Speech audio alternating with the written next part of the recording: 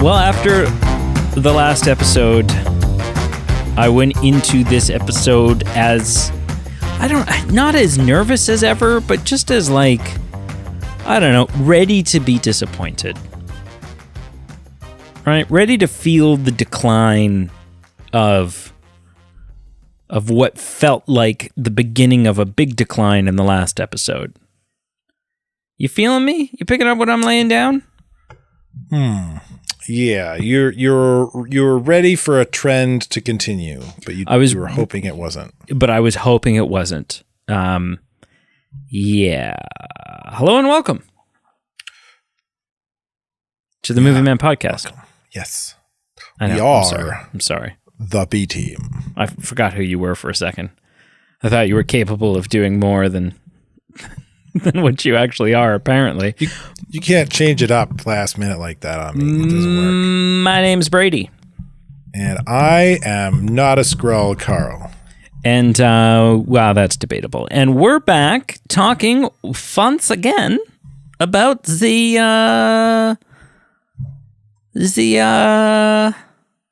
show Secret Invasion. The MCU. And it's basically a Nick Fury show. Let's be honest. Yeah. Let's be honest. Should have just called it Nick Fury. Yeah, or just Fury. Just call it Fury. That would have been a fun name, Fury. Yeah. Just called it Fury. Yeah. Right? He's out for revenge anyway, so Fury, it works. The Rise and Fall of Gravik. It's an awful name. It's a terrible name.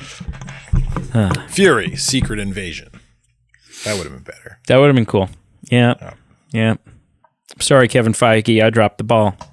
When we had... Anyway. When we went out for wings and beer that night. Getting into it. Gaia's not dead. Yay! Episode 4. Yeah, it's one more fake death in the MCU. Just another Everybody's another alive. Another Nobody Wednesday. dies. All right, so let's break down episode 4 of Secret Invasion. First things first, she's not actually dead. Yeah.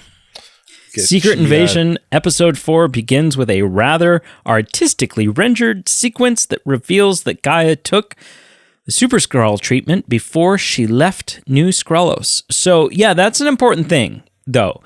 This feels like a different type of fake death because there's a reveal baked into it. Yeah.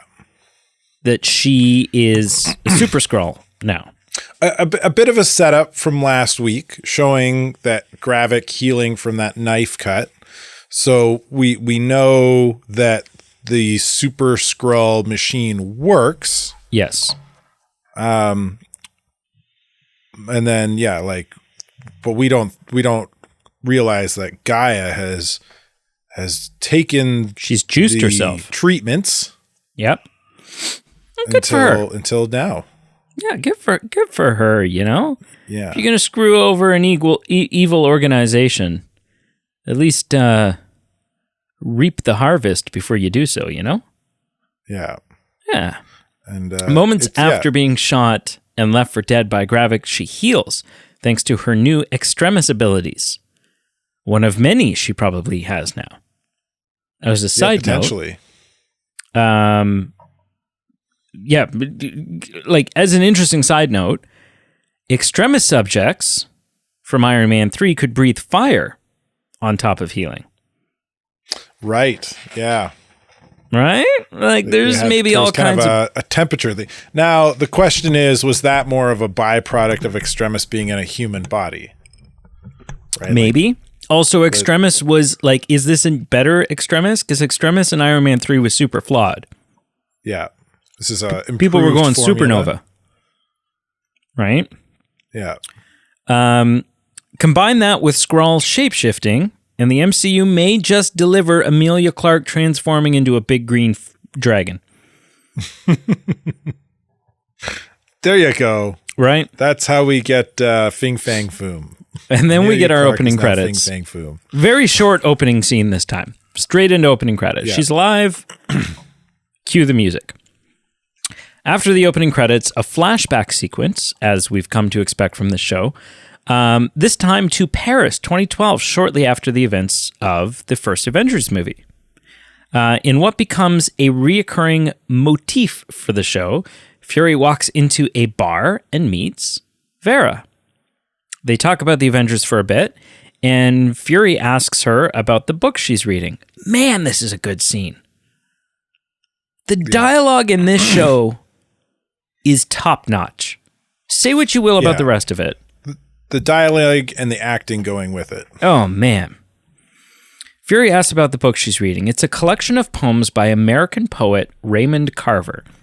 And Fury asks her to tell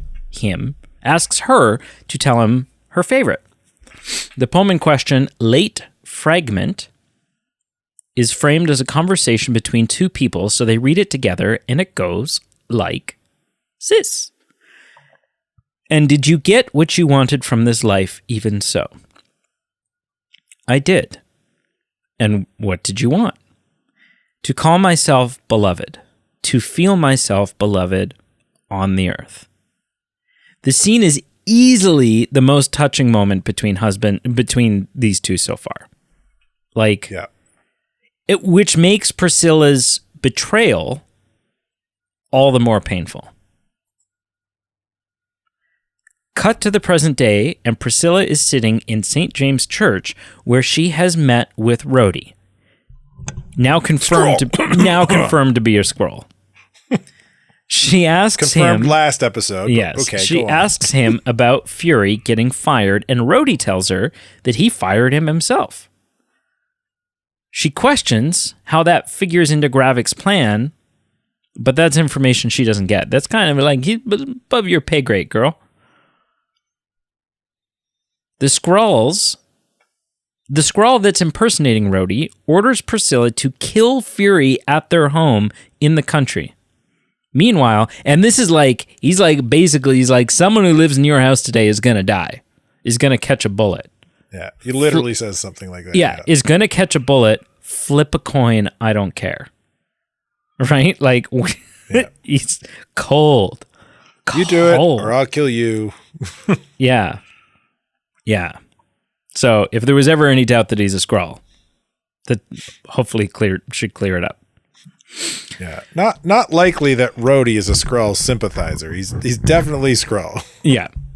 She tries to convince Rhodey that Fury is a broken man who they don't need to fear or kill. However, Rhodey dismisses her concerns and makes an ominous statement about what he's going to do. Hang on a second. I just had a terrifyingly earth-shattering theory. The Skrulls arrive when? 1990 what?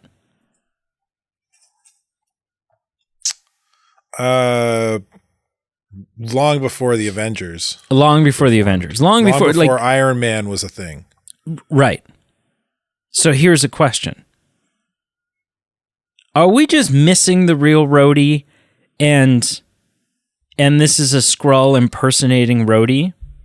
Or is this the Rhodey that we've always known and Rhodey's been a Skrull all along as like a sleeper agent waiting for this to happen? Okay. So, yeah, this is a great question. And this, if you listen to the last episode, I at the end of it, I talked about how I watched one of my breakdown video guys go into like why this show isn't working for him and why shows in the MCU aren't working. And for this show specifically, he touches on like this topic and why the reveal was the way they did it was a mistake. It was weak. Because they could have made that with question you're alluding to the answer more obvious, right? Like about how long, and then it creates more of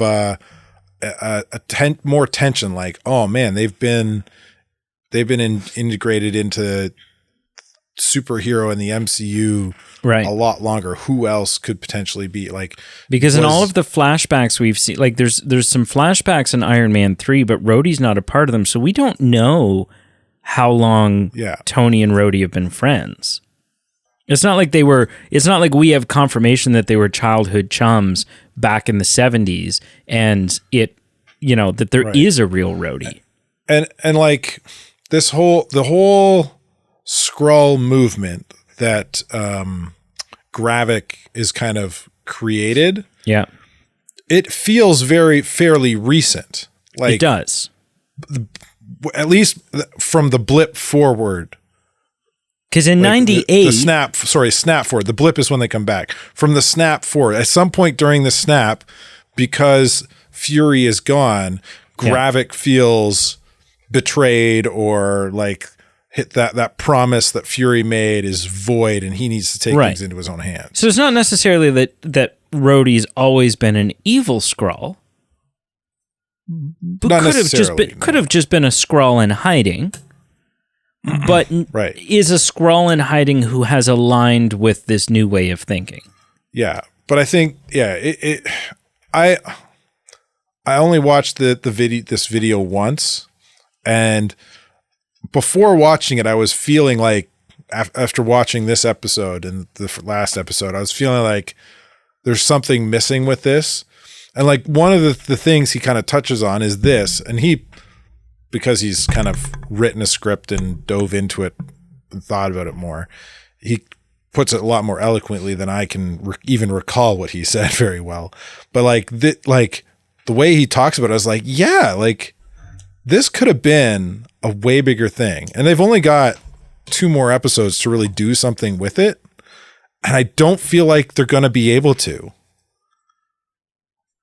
Like, and as part of this kind of reveal that Rhodey's a Skrull is that this massive world that we've become to know feels small. Yep. Like this is supposed to be like a global threat problem with these Skrulls. Yep. And we really the only other quote unquote superhero Avenger that we're seeing is Rhodey. Yep. Who's like second tier at best. Like it feels small, and you get like a mention of Groot and the Extremis and stuff on the computer screen and little Easter eggs like that, but the world doesn't feel big and part of the MCU. Right. And one of the things the guy in the YouTube video I watched touched on was that it's definitely a budget thing, right? Like they can't have you can't pull Chris Hemsworth in and like there are budget constraints there, but so it just, I don't know, it's it adds to the problem of the show and why it probably isn't hitting right for me, I think. Right. But what's your theory? Has Rhodey, to get back to how long? Yeah. I would say at best he was the Skrulls took him after the snap. Okay, so you think Iron Man 1, 2, and 3, Rhodey, Captain America, Civil War, whatever. That's all actual Colonel James Rhodes. Yeah, absolutely. Okay. Like I don't feel like they've built anything else in here. I don't think they're going to. Right. I think that the potential was there, but because of a 6-episode time constraint and because of budget constraints and just trying to write themselves I don't know, like the writing not taking it into consideration, maybe, I don't know. But potentially Rhodey's appearance in the first episode of Falcon and Winter Soldier, potentially that's a Skrull. Oh, I would say that's definitely a Skrull. Wow. Man, I'm like, this is like... Yeah, everything... I don't know. Rhodey post-Blip is definitely a Skrull at some point. Wow. If not before Blip, post-Blip for sure. Mm-hmm. Holy mackerel. There's the potential that he fought in the final fight against Thanos. More likely sometime after that, probably. Right. That would be my theory. Okay. My theory, yeah. And I think it needs to be. Because I was going to say, well, what if he was always a Skrull? Right? What if he became a Skrull in the 90s? And like before Iron Man, before like that War Machine has always been a Skrull, is on the table. However, I think that again, then you get into like if this is the real James Rhodes, this guy is not redeemable in fans' eyes. Right? Like we're never going to accept this guy as one of us ever again after what we've seen so far. And we haven't even seen much up until the point that we've talked about. But like we're not accepting this guy back. He's not the man of honor that we've come to know. And therefore Armor Wars goes out the window. Yeah. Right? Which is the other thing, right? Like and this was one of the other things that the breakdown talked about, like because we see Fury in promotional material for the Marvels, we know Fury survives and everything, and he's going to. Yeah, I was thinking about that the other day. So it's like they've essentially spoiled without saying exactly what happens. They've spoiled their ending. Yeah, a little bit. And then the same thing goes with like the Armor Wars, right? Like because Armor Wars is going to be a thing, we know that Skrull Rhodey is going to bite it, and Rhodey's going to be saved somehow. Yeah. Because Skrull Rhodey is not going to be the one to lead Armor Wars. No, not a chance. Not a chance. So Priscilla tries to convince Rhodey that Fury is a broken man who they don't need to fear or kill. However, Rhodey dismisses her concerns and makes an ominous statement about what he's going to do. That's the whole, look, someone's going to die. Either you or him, choose. Elsewhere, Pagon talks to Gravik about Gaia while they are preparing for another attack. But Gravik tells him that he's already taken care of her right now. So obviously Gravik doesn't know that she juiced herself. No. Interesting. But I got a question for you. Do we need this scene? Like it's short, so you could do or do without it. But like realistically, do you need it? I think the only thing that it serves is to set the record straight that he believes her to be dead. That wasn't just to slow her down. That was to kill her. I mean... Because if he knew that she was extremisy, then he would shoot her just to slow her down and get away. I mean, I'm pretty sure the last scene from the last episode makes it plainly obvious that he thinks she's dead and he killed her. Maybe, yeah. Like, right now, their concern is the strike. The plan is to attack a high-profile American target disguised as Russian troops, which should finally kick off the war that Gravik's been planning all this time. I mean, that's the other thing that comes out of this scene. I suppose. Right. It just feels very kind of throwaway for me. At a picturesque lake, Talos and Gaia talk about what happened, with Talos apologizing to his daughter, saying she says she doesn't need an apology. Yeah, he's like, I should never have forced you to have been a part of this. This is another great scene, man. Yeah. Like, I will forever sing the praises of the writing and acting in these emotional scenes. Yeah. All she needs... They're definitely the high point and the thing that keeps you coming back for this show. Oh, yeah. She says all she needs is to know that he has a plan. He does have one, but unfortunately it's not one that she likes. Talos believes that once they put down the Skrull insurgency, they will be able to use that as a bargaining chip to convince the president to give the Skrulls an amnesty so that they continue to live on Earth. Would you call what he has a plan? Yeah. Well, at best, it's a hope. It's a hope. And I'm hoping this works. It's not a plan. Yeah, then Gaia tells him... idea, and it's a coin flip. Yeah, Gaia it's not basically even a coin flip. It's tells a toss him he's in the bucket. Delusional, and then she pieces out. It's tricky, right? Because she's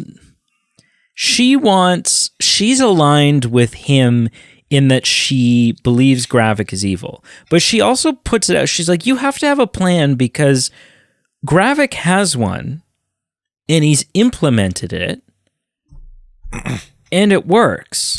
Well, and it's not just a plan, it's a vision. Like, he has a vision for his people. And I think that's what this is about. This whole scene is she's not just asking for herself. Do you have a plan? She's asking for, like, in terms of our people won't need a plan. Yeah.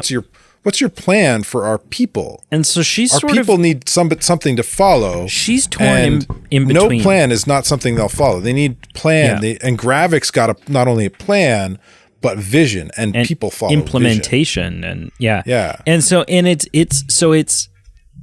a tale of two cities here, right? Because Gravik will not settle for less than his people. Like, he wants to start terraforming, right? Essentially, like Gravik, he wants nuclear fallout because all the humans will die and Skrulls are immune to nuclear. Yes, he wants a planet for his people, and is willing to do whatever necessary to get it.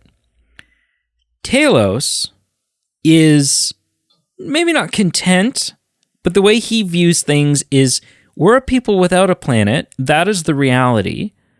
And the best that we can hope for is the continued generosity of our hosts, the ability to stay here and live here peacefully.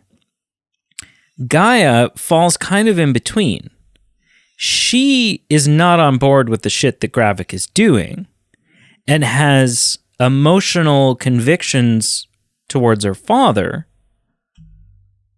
but also wants her own planet, is over the notion of living in disguise, wants to live in her own skin, wants to be herself. So it's crazy because I don't know, because here's the thing. We're talking about the ending of the show has been spoiled in so many ways. Yes, except for we don't know what the outcome is. There's, the big conflict. We don't know how this will be resolved. Yeah. It's kind of like a Star Wars Episode 3. Right. We can assume Gravik's not going to win. Right. Yeah. We know that there's not going to be nuclear fallout.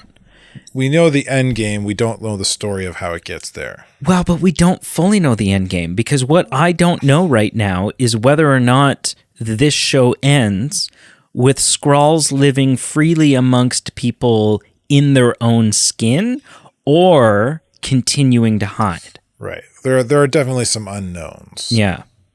But I think we can make some pretty strong assumptions about key characters. Yeah. Okay, moving on. Back at the Fury residence, prepare yourself for another great scene. Maybe the best scene of the show yet.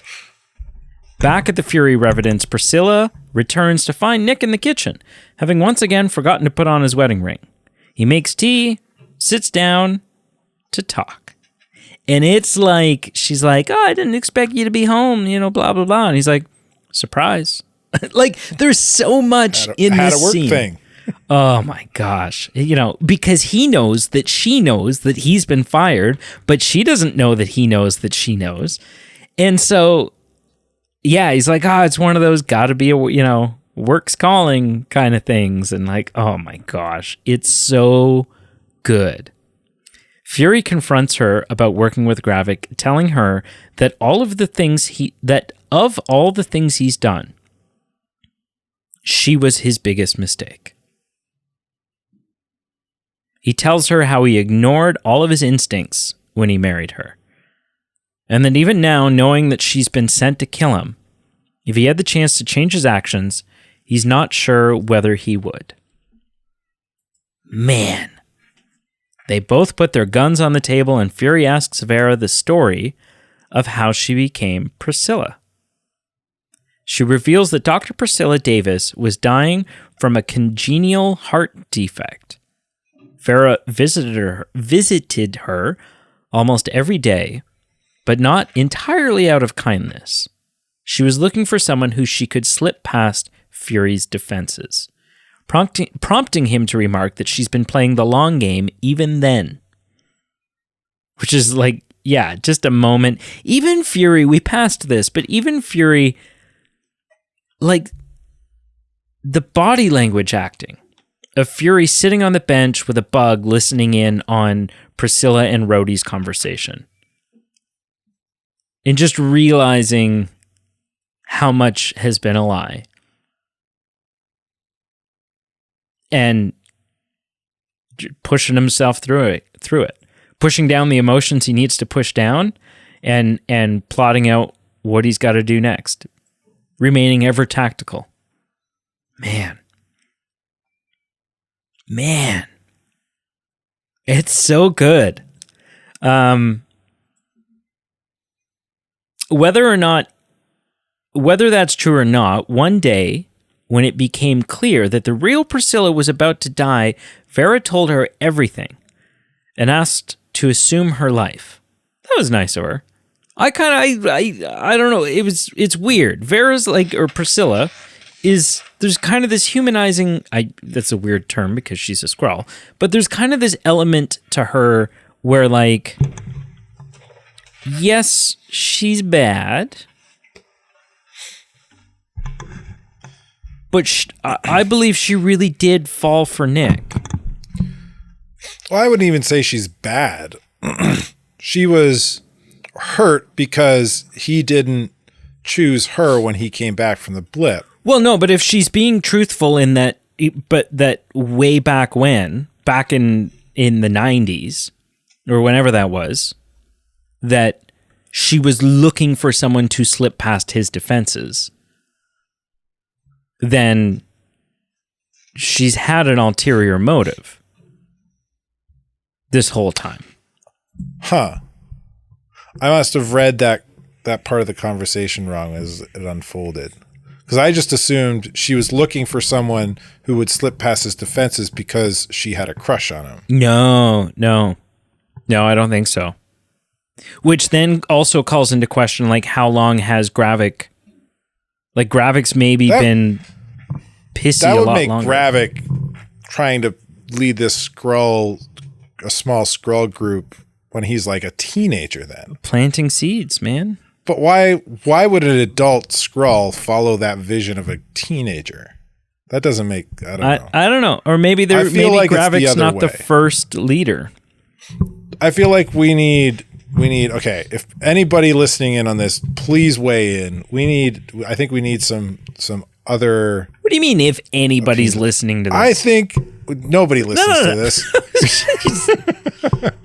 If that one person out there that listens to this garbage, drivel, I gotta regularly send you our analytics. I don't think you realize how many people are listening.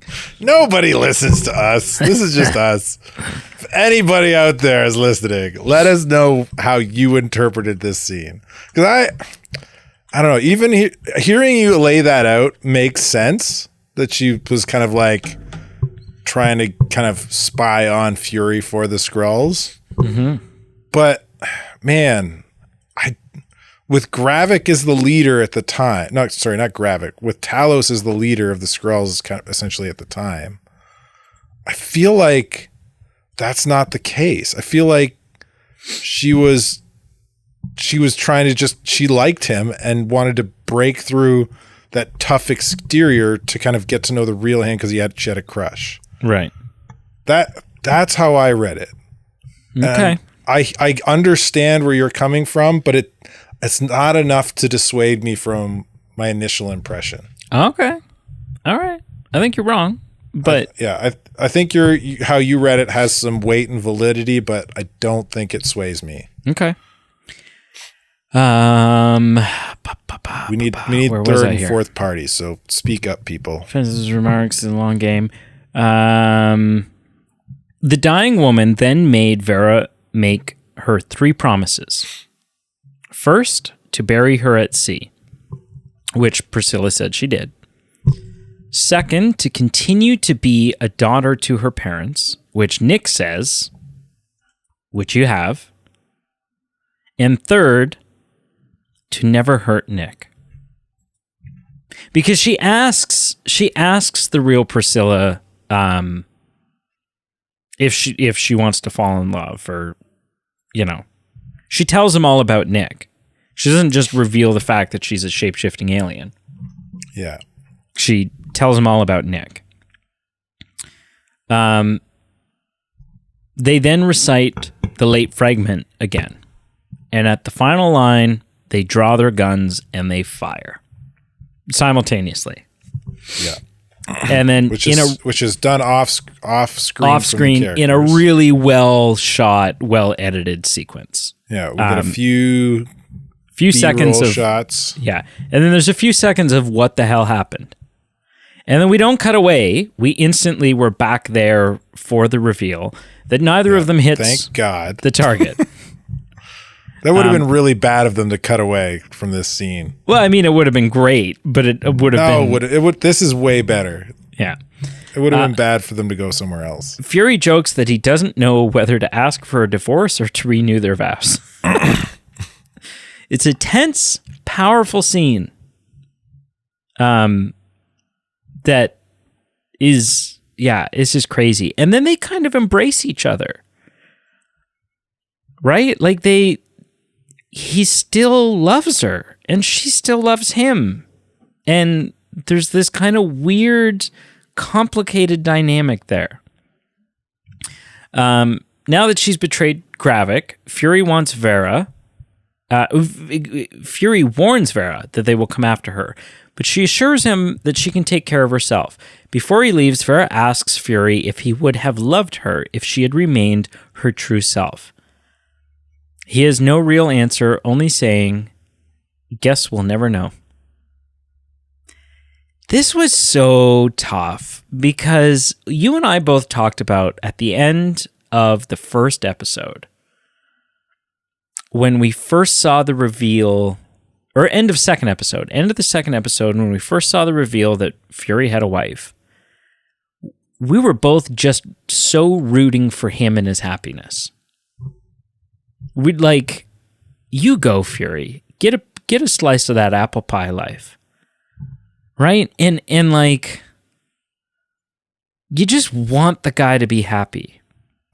You want him to have, like, it's so fun in Age of Ultron when you find out that Clint has a secret, a wife and kids.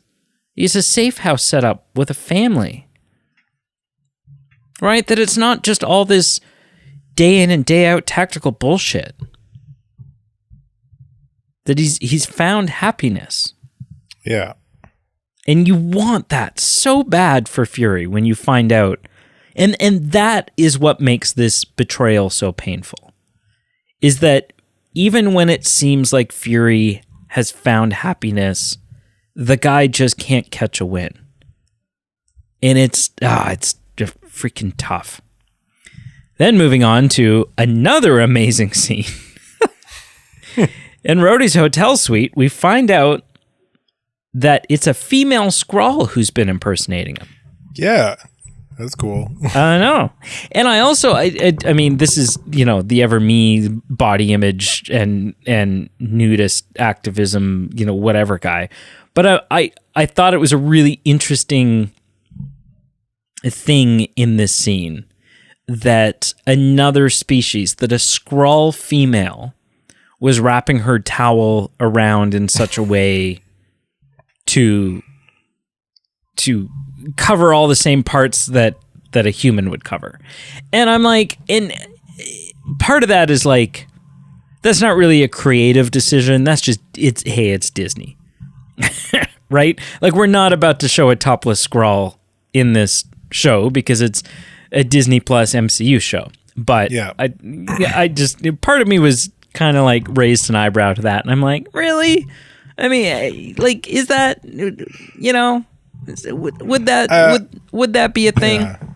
I don't know. I mean, the Skrulls have been on Earth long enough that they've probably picked up human habits and tendencies. And influences. Yeah. So Skrull Rhodey finds Fury waiting for him with a bottle of Pappy Van Winkles. Now, listen. Baby. Listen. Pappy. You and I are not whiskey connoisseurs by any means. I wouldn't. No, yeah. We enjoy a little taste. Yeah. A little taste. A little glass. Yeah, we sure do. We sure do. And you have some really fancy whiskey glasses, my friend. Do you? And I did a little bit of digging, a little bit of researching to find out whether or not Pappy Van Winkle's is a real whiskey. Interesting. And I'm happy to report that it is. Ooh. That it's available at the LCBO. And is it as expensive as they say in the show? Well, I don't know, because in the show they're drinking a 23-year aged. Well, no, it's not, right? So there's two varieties you can get. There's the 15-year aged, or what they drink in the show is the 23-year aged bottle. Right. The 23-year aged bottle at the LCBO goes for $549.95. The 15-year aged one goes for like $249.95. So, I'm just saying, just the next time the three of us sit down to record a show. Yeah, is Pete a Scotch guy? I can't remember. He is if I tell him he is. Yeah, he is. If we tell him he is, he is. Yeah. He is. Next time we sit down, we'll have a little pappies. Especially because I know that Pete isn't watching Secret Invasion, which means he listens to our news episodes regularly. I don't think he doesn't listen to these. I don't think he's listening to this. I'll tell you right now, Pete does whatever I tell him to do. Yeah, if I tell Pete, him to drink whiskey, you're a doink.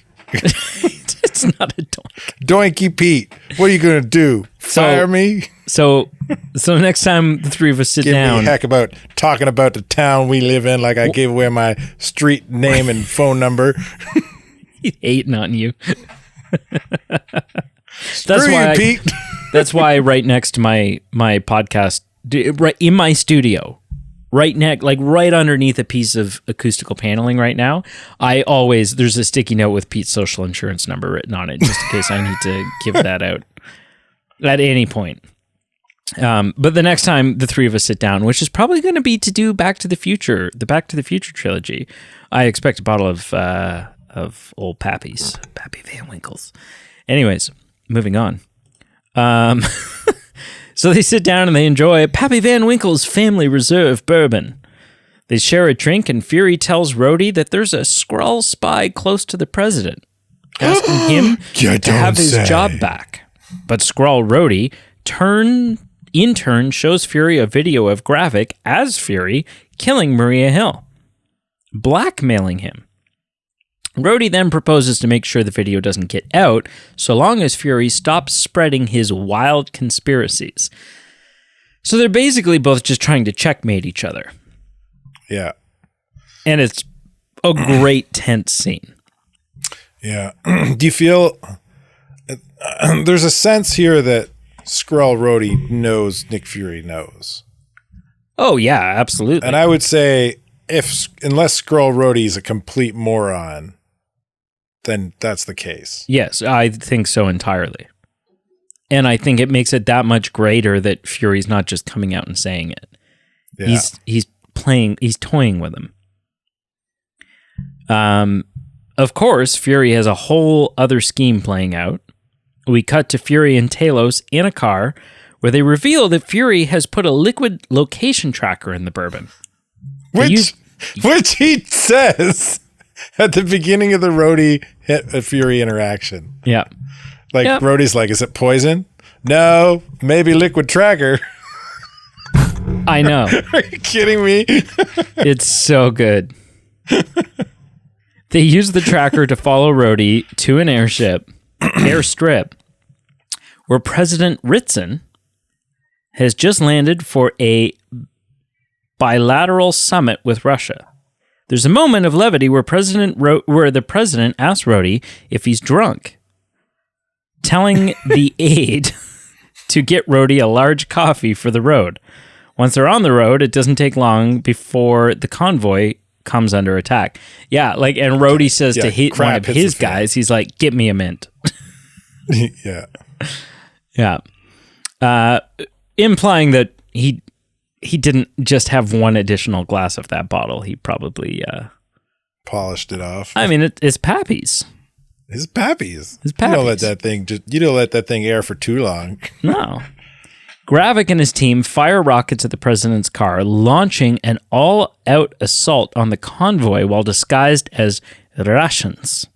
The president is knocked out inside of his car, upside down, but luckily still alive. But Gravik pushes the offensive, massacring the president's security team. Like, Secret Service is dropping the ball here. Yeah. They get devastated. I mean, they're pretty heavily outgunned. Fury and Talos arrive, but by then the battle is in full swing. During the course of the battle, Gravik reveals more of his Super Skrull powers by using Groot's ability to kill a man while Fury and Talos desperately try to get the president. Man. Yeah, I'm like, oh shit, he's got Groot powers. Which means... Yeah. Assumedly, so does Gaia.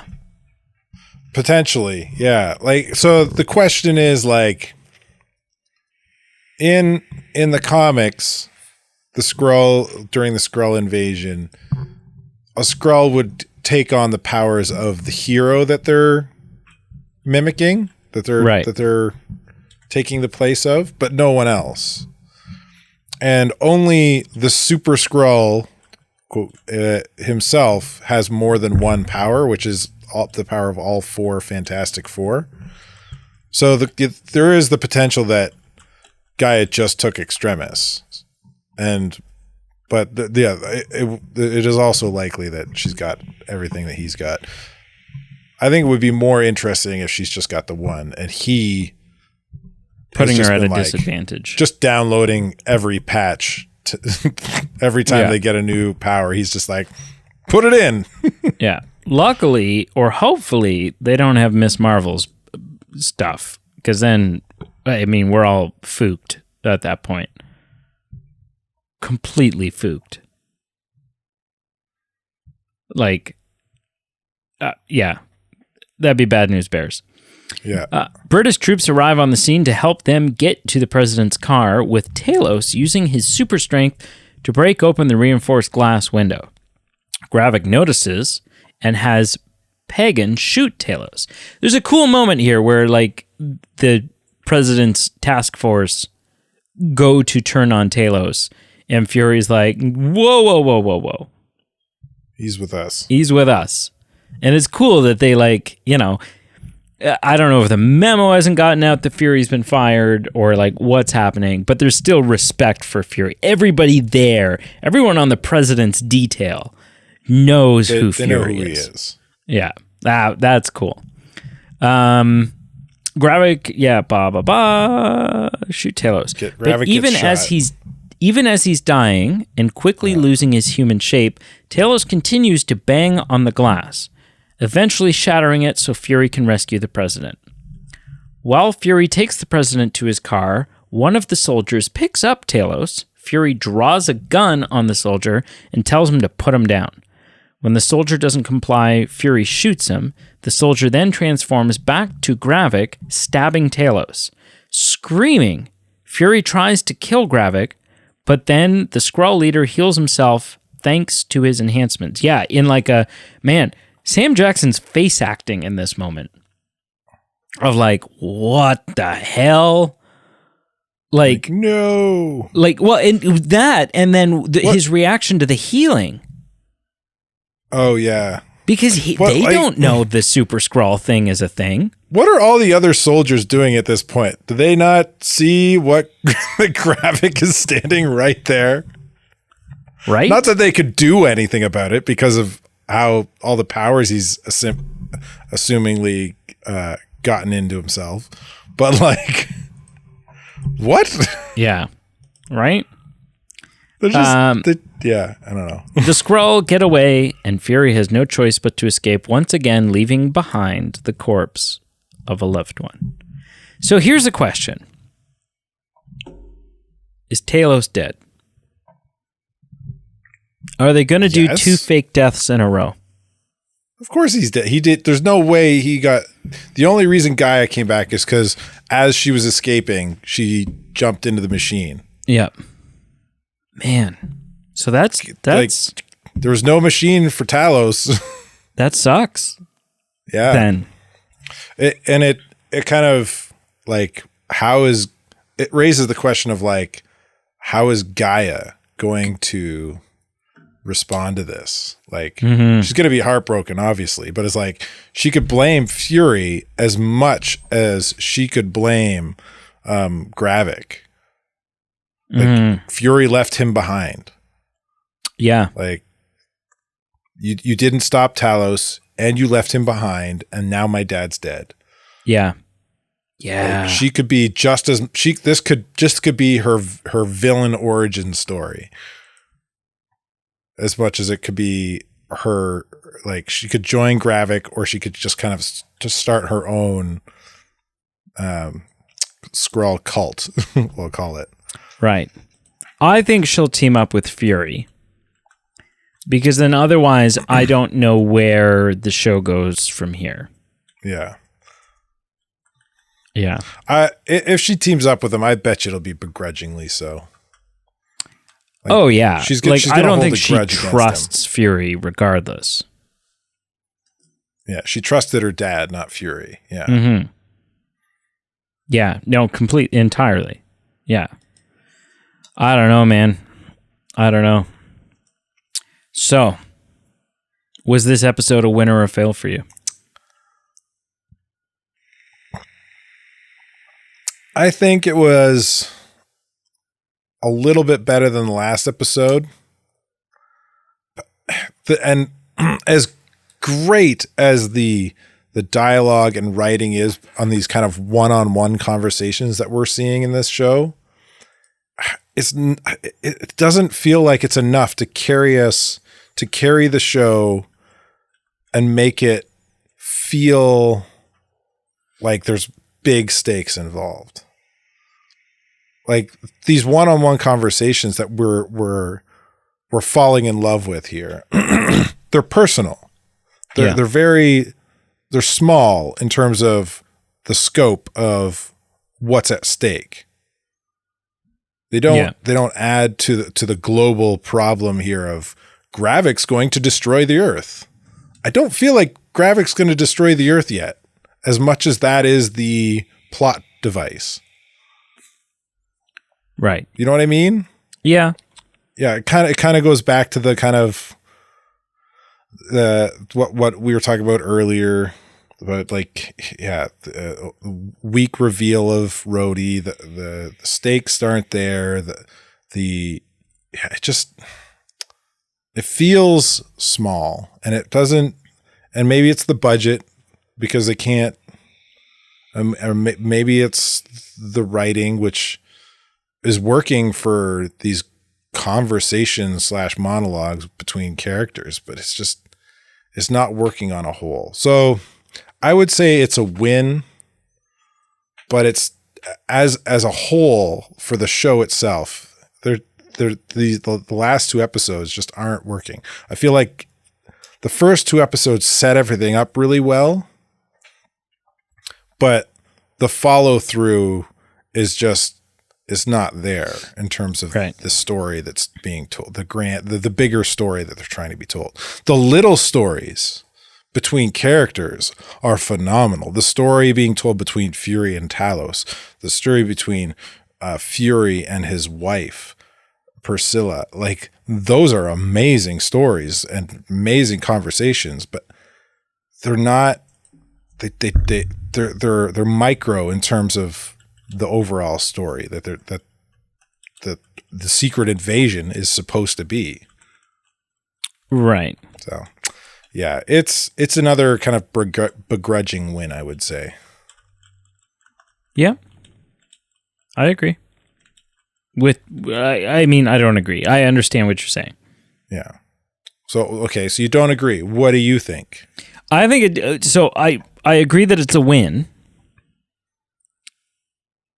But this is my favorite episode yet. I think this is the best episode we've gotten. And it's weird. That's weird for me. Because it hasn't been the trend. Yeah, exactly. So it's got me dubious of what's to come. Like, is this a diamond in the rough? I don't know. But there's a lot of interesting questions posed here. There's a lot of crazy stuff that's happened in this episode. And yeah, and I don't know what's going to happen. But I'm excited, and I'm more excited at this stage in the game. I'm more excited to find out what's happening and what's going to happen in any show since WandaVision. So kudos. That's a big win. That's a really big win. Yeah, and I can't wait. Like I said, they've only got 2 episodes left.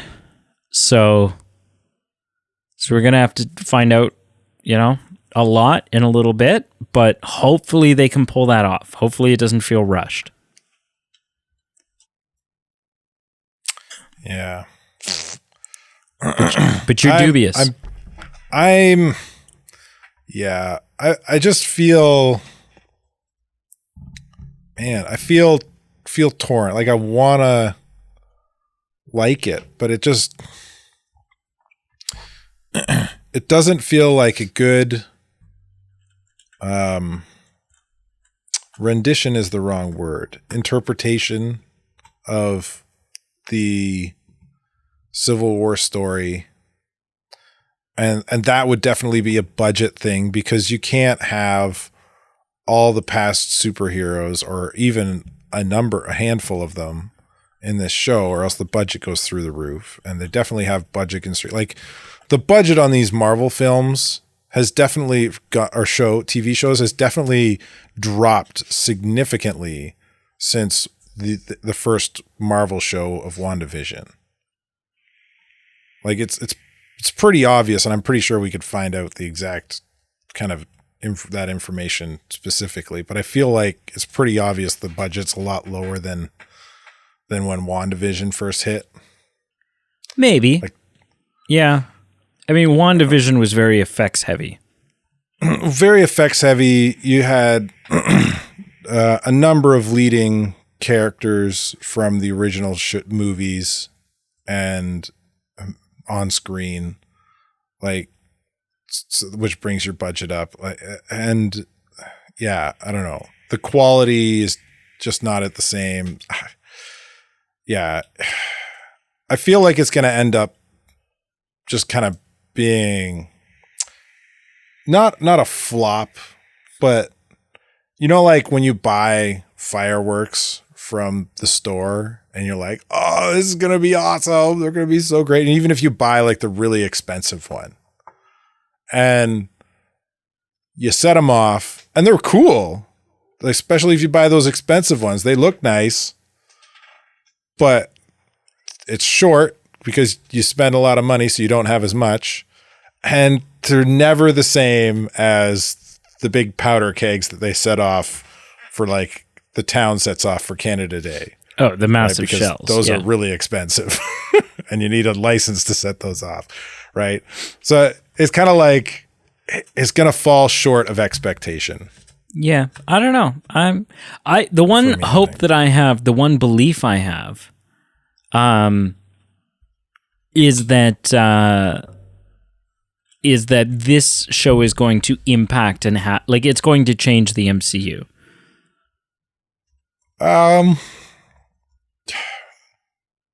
Yeah, I guess. I don't know.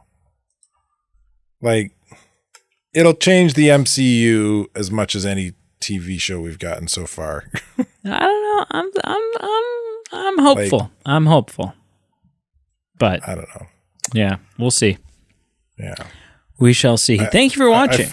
I just, before we close out here, like, yeah, just kind of to firm up my point before we sign off, like, I think this is just another one of those story points that they could have used over several films as a big thing, as a major plot device that they've just kind of thrown by the wayside for a TV show, or just to have it, get it done. Maybe. Anyway, go on, send us off.